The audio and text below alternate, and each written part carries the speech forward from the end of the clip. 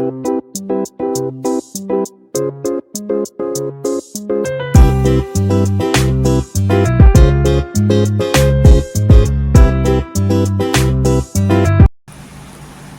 Kitchen मध्ये नमस्ते. मी बनवते कैरीची डाळ. तर इथे पहा, डाळ घेतलेली आहे, चण्याची डाळ आहे, 3 तास भिजवलेली आहे, त्यातलं पाणी काढून घेतलेलं आहे. आता इथे मिक्सरचं भांडं घेतलेलं आहे. मिक्सरच्या भांड्यामध्ये ही डाळ घ्यायची.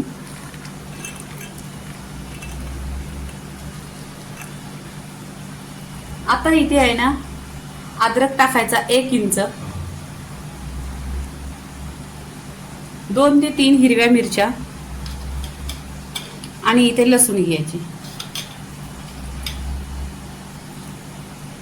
चवीनुसार मीठ घ्यायचं आणि मिक्सरला नाही लावून घ्यायची. तुम्हाला वाटलं तर पाणी टाका, नाही तर पाणी नाही टाकलं तरी पण चालेल.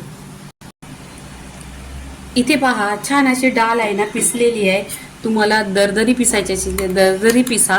मी इथं पूर्णपणे अशी बारीक पिसलेली आहे. इथे पहा, अशी डाळ आहे ना मिक्सरच्या भांड्यामधून काढून घ्यायची. एक भांड्यामधून छान अशी पिसलेली आहे.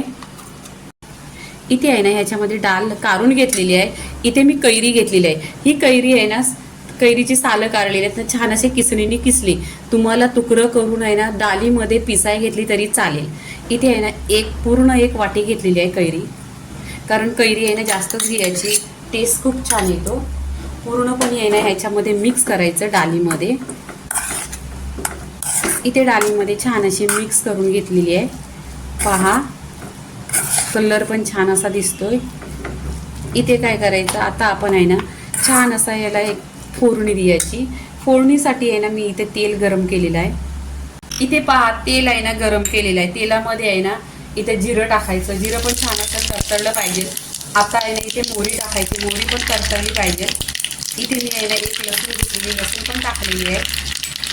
इथे कढीपत्त्याची पानं टाकायची, ती पण छान अशी तडतडली पाहिजे. आणि हिंग टाकायचं. हिंग पण छान असं आहे ना फोडणीमध्ये खमंग बसलं पाहिजे. हळदी पावडर टाकायची आणि इथे थोडीशी कोथिंबीर टाकायची. छान असा तडका बसल्यानंतर आहे ना डाळीला फोडणी द्यायची. इथे छान असं मिक्स करून घ्यायचं. पहा, कलर पण एकदम सुरेख आलेला आहे.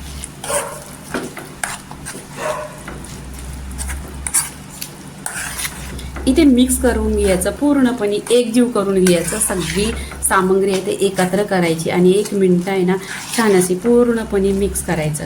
पूर्णपणे कैरी आहे ना डाळीमध्ये मिक्स झालं पाहिजे. मग कैरीचा पूर्णपणे टेस्ट डाळीमध्ये उतरेल. इथे पहा, आता इथे आहे ना आपली छान अशी फोडणी खमंग बसलेली आहे.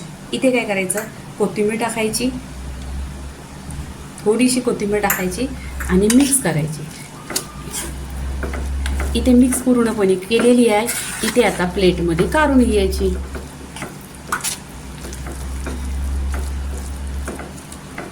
प्लेटमध्ये काढून घ्यायची आपली कैरीची डाळ. छान अशी झालेली आहे. कलर पहा, एकदम सुरेख दिसतोय आणि टेस्ट पण 1 नंबर. ह्या उन्हात नाही ना साईड डिश म्हणून आपल्याला जेवणाबरोबर अशा रेसिपी आहेत, छान छान आहेत. पूर्णपणे माझ्या चॅनलवर 2-4 रेसिपी अशा कैरीच्या आहेत. डाळ भात ह्याच्याबरोबर 1 नंबर आणि बाजरीच्या भाकरीची पण. तर पूर्णपणे रेसिपी झालेली आहे कैरीची. तर लाईक करा, शेअर करा, सबस्क्राईब करा आणि नेहमीच खात राहा. धन्यवाद.